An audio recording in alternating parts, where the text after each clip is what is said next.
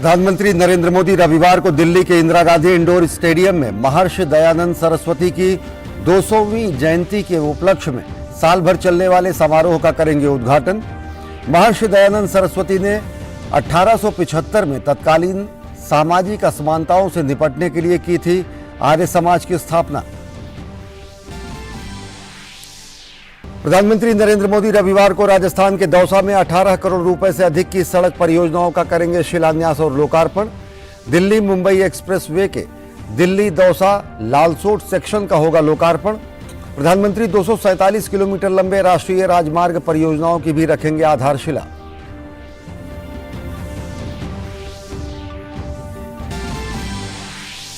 भूकंप प्रभावितों के लिए जारी है भारत का ऑपरेशन दोस्त।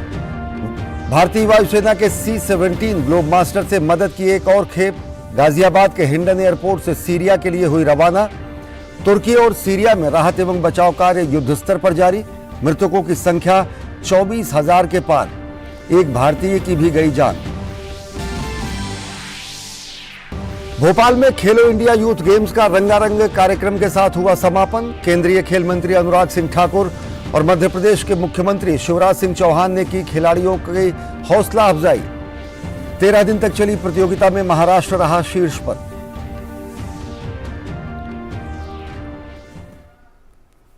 नमस्कार, मैं हूं अश्विनी कुमार मिश्र। देखते हैं खबरों को विस्तार से। प्रधानमंत्री नरेंद्र मोदी रविवार को सुबह 11 बजे दिल्ली के इंदिरा गांधी इंडोर स्टेडियम में महर्षि दयानंद सरस्वती की 200वीं जयंती के उपलक्ष्य में साल भर चलने वाले समारोह का उद्घाटन करेंगे।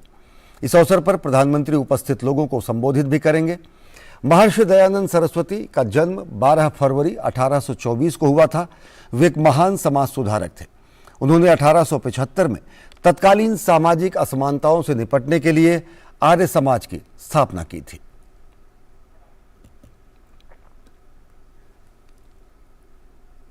प्रधानमंत्री नरेंद्र मोदी कल राजस्थान का दौरा करेंगे। इस दौरान प्रधानमंत्री हजारों करोड़ रुपए की लागत से तैयार होने वाली परियोजनाओं का उद्घाटन और शिलान्यास करेंगे। प्रधानमंत्री राजस्थान के दौसा में 18,100 करोड़ रुपए से अधिक की सड़क परियोजनाओं का शिलान्यास कर राष्ट्र को समर्पित करेंगे। प्रधानमंत्री नरेंद्र मोदी दौसा जिले में दिल्ली मुंबई एक्सप्रेसवे का दिल्ली दौसा लालसोट खंड राष्ट्र को समर्पित करेंगे। यह एक्सप्रेसवे देश का सबसे लंबा एक्सप्रेसवे होगा। इससे दिल्ली और मुंबई के बीच यात्रा की दूरी 1424 किलोमीटर से घटकर 1242 किलोमीटर रह जाएगी। ये एक्सप्रेसवे 6 राज्यों दिल्ली, हरियाणा, राजस्थान, मध्य प्रदेश, गुजरात और महाराष्ट्र से होकर गुजरेगा। राष्ट्रपति द्रौपदी मुर्मू ने कटक स्थित ICAR राष्ट्रीय चावल अनुसंधान संस्थान में दूसरी भारतीय चावल कांग्रेस का उद्घाटन किया। कार्यक्रम को संबोधित करते हुए उन्होंने कहा कि भारत विश्व का दूसरा सबसे बड़ा चावल उत्पादक देश है। राष्ट्रपति ने कहा कि चावल समृद्धि का भी प्रतीक माना जाता है। Rice also figures very prominently in our heritage and culture. Right from the Vedas, our ancient literature in Sanskrit and other languages have rich references to this grain and many varieties of rice.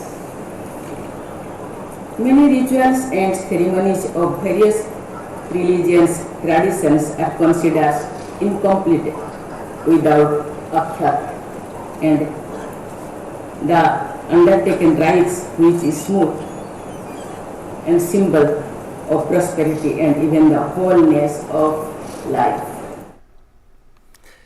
राजभाषा हिंदी के वैश्विक प्रचार प्रसार के लिए विश्व हिंदी सम्मेलन का आयोजन किया जाता है और इसी कड़ी में 12वां विश्व हिंदी सम्मेलन दक्षिण प्रशांत देश फिजी के नांदी में 15 से 17 फरवरी के दौरान आयोजित किया जा रहा है। दुनिया में भारत के अलावा फिजी ही ऐसा देश है जहां हिंदी को आधिकारिक भाषा का दर्जा हासिल है और हमारी राजभाषा हिंदी का वैश्विक महाकुंभ प्रशांत महासागरीय द्वीपीय देश फिजी में होने जा रहा है। 11वें विश्व हिंदी सम्मेलन में मॉरिशस में फिजी में 12वें विश्व हिंदी सम्मेलन के आयोजन का फैसला किया गया था। 12वां विश्व हिंदी सम्मेलन इस बार फिजी में आयोजित हो रहा है और इसका आयोजन 15 से 17 फरवरी के दौरान फिजी के नांदी द्वीप पर होगा। सम्मेलन का आयोजन भारत के विदेश मंत्रालय और फिजी सरकार द्वारा किया जा रहा है। विदेश मंत्री डॉक्टर एस जयशंकर और फिजी के प्रधानमंत्री सित्विनी राबुका विश्व हिंदी सम्मेलन का उद्घाटन करेंगे। सम्मेलन में विदेश राज्य मंत्री वी मुरलीधरन और केंद्रीय गृह राज्य मंत्री अजय मिश्र के अलावा हिंदी साहित्य और सृजन क्षेत्र के अनेक विशिष्ट लोग हिस्सा लेंगे। सम्मेलन का मुख्य विषय हिंदी पारंपरिक ज्ञान से कृत्रिम मेधा तक रखा गया है। इस विश्व हिंदी सम्मेलन की जो थीम है वो है हिंदी पारंपरिक ज्ञान से कृत्रिम मेधा तक, आर्टिफिशियल इंटेलिजेंस तक। इसमें जहां एक ओर हम अपनी परंपरा और प्राचीन ज्ञान का आदर कर रहे हैं, हम यह भी बताना चाहते हैं कि हिंदी आधुनिक ज्ञान विज्ञान और नई तकनीक से कदम मिलाने में सक्षम भाषा है। 12वें विश्व हिंदी सम्मेलन के आयोजन के लिए भारत से 270 सदस्यीय प्रतिनिधिमंडल फिजी का दौरा करेगा। विश्व हिंदी सम्मेलन में 50 से अधिक देशों के प्रतिनिधियों के भाग लेने की उम्मीद है। 3 दिन के इस सम्मेलन के उद्घाटन सत्र के अलावा 10 अन्य समानांतर सत्र होंगे। गिरमिटिया देशों में हिंदी, फिजी और प्रशांत क्षेत्र में हिंदी, सूचना प्रौद्योगिकी और 21वीं सदी में हिंदी जैसे सत्रों में हिंदी भाषा की वैश्विक स्थिति, प्रचार प्रसार और भावी रूप स्वरूप पर गहन विचार विमर्श होगा। सम्मेलन में हिंदी भाषा के लिए महत्वपूर्ण योगदान देने वाले व्यक्तियों और लेखकों को सम्मानित किया जाएगा।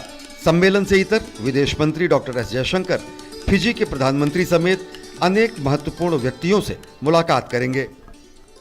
दक्षिण और उत्तर पूर्व क्षेत्रों का इस सम्मेलन में विशेष महत्व दिया जा रहा है। इन क्षेत्रों के अनेक विद्वानों को सम्मानित किया जाएगा। फिजी के साथ भारत के विशेष संबंध रहे हैं।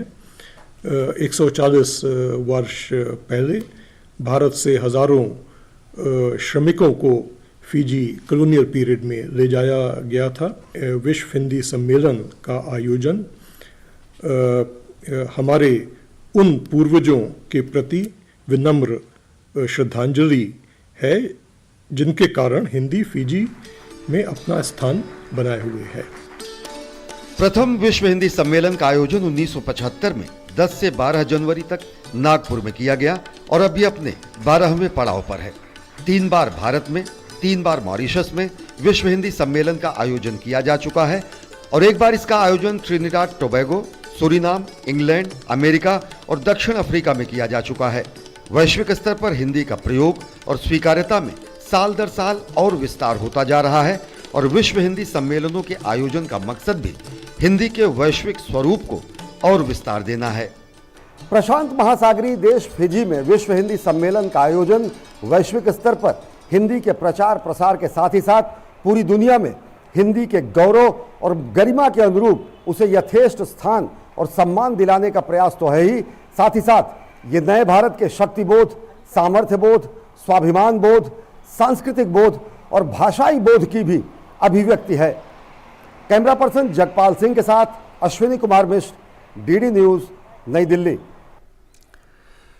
तुर्की और सीरिया में भूकंप के चलते राहत एवं बचाव कार्य युद्ध स्तर पर जारी है। ताज़ा आंकड़ों के मुताबिक दोनों देशों में मरने वालों की संख्या 24,000 के आंकड़े को पार कर गई है। वहीं दोनों देशों के लिए राहत एवं बचाव कार्य के लिए भारत की ओर से ऑपरेशन दोस्त लगातार जारी है।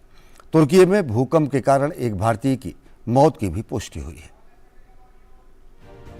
तुर्की और सीरिया में भूकंप के चलते जान गंवाने वालों की संख्या में लगातार इजाफा हो रहा है। वहीं अभी भी बड़ी संख्या में लोग मलबे के नीचे फंसे हुए हैं। ऐसे में राहत और बचाव कार्य युद्ध स्तर पर जारी है। इस भीषणकारी आपदा के समय दुनिया के कई देश मदद के लिए आगे आए हैं। भूकंप प्रभावित तुर्की की मदद के लिए भारत ने ऑपरेशन दोस्त शुरू किया है, जिसके तहत एनडीआरएफ और भारतीय सेना के जवान तुर्की पहुंच चुके हैं और वहां राहत और बचाव का कार्य शुरू कर दिया है। भारतीय सेना ने हाती प्रांत में एक फील्ड अस्पताल तैयार किया है, जहां लोगों का इलाज किया जा रहा है। 13 डॉक्टरों, ortho, general surgeon, community medicine speciality और 3 चिकित्सा अधिकारियों सहित 99 सदस्यीय टीम इसमें भूकंप प्रभावित लोगों को चिकित्सा सहायता प्रदान कर रही है। हमारे पास कुछ 3 दिन के बाद भी ऐसे लोग निकले जिनको कि अर्थक्वेक के रबल से निकाला गया, जो कि बहुत बुरी हालत में थे, लेकिन उनको हमने स्टेबलाइज किया और यहाँ से जो भी सहायता हम दे सकते थे हम दे रहे हैं। मल्टी ट्रॉमा के अलावा, क्योंकि आज 5वां दिन हो गया है इस आपदा के आगे, सो उसके अलावा ट्रॉमा के अलावा जो रूटीन केसेस हैं, क्रॉनिक केसेस, वो भी हमारे पास आ रहे हैं, तो उनको भी हम बेस्ट पॉसिबल ट्रीटमेंट दे रहे हैं। तुर्की में भारत के राजदूत वीरेंद्र पॉल ने बताया कि भारत से अब तक 5 C-17 एयरक्राफ्ट तुर्की जा चुके हैं। अभी लोगों को खोजना और बचाने के साथ ही उन्हें चिकित्सा सुविधाएं मुहैया कराना प्राथमिकता है। एनडीआरएफ के 101 जवान भूकंप का केंद्र रहे गजियानतेप इलाके में राहत और बचाव कार्य में जुटे हैं। Under the instructions of our leadership, 5 C-17 aircrafts have already arrived in Turkey, and the prime focus at this stage is, on two fronts: search and rescue operations, and providing medical relief. वहीं operation दोस्त के तहत भारत ने वायुसेना के C-17 globe master विमान के जरिए शनिवार को सीरिया को राहत सामग्री की एक और खेप भेजी, जिसमें टेंट, वेंटिलेटर, एक्स-रे मशीन जैसे चिकित्सा उपकरण और राहत सामग्री शामिल है।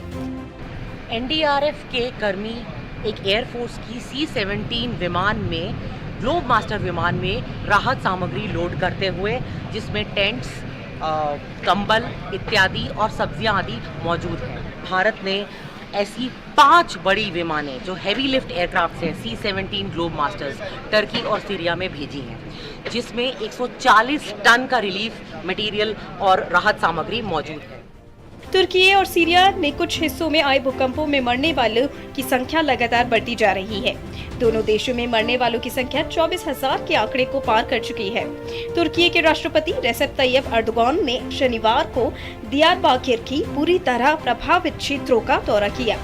अभी भी हजारों लोग अस्पताल में जिंदगी की जंग लड़ रहे हैं। इस बीच अंतर्राष्ट्रीय संस्थाओं ने भी राहत पहुंचाने का काम तेज कर दिया है। हालांकि बेहद ठंडे मौसम की वजह से रेस्क्यू ऑपरेशन चलाने में भी दिक्कतों का सामना करना पड़ रहा है। नंदिता डागर के साथ bureau report, DD news. Madhya Pradesh में 13 दिन तक चलने के बाद खेलो इंडिया यूथ गेम्स का आज समापन हो गया। भोपाल में आयोजित इस समापन समारोह में केंद्रीय खेल मंत्री अनुराग सिंह ठाकुर और मध्य प्रदेश के मुख्यमंत्री शिवराज सिंह चौहान ने खिलाड़ियों की हौसला अफजाई की। इन खेलों में महाराष्ट्र ने सबसे ज्यादा पदक जीतकर ओवरऑल चैंपियनशिप का खिताब जीता है। हरियाणा दूसरे और मध्य प्रदेश तीसरे स्थान पर रहा।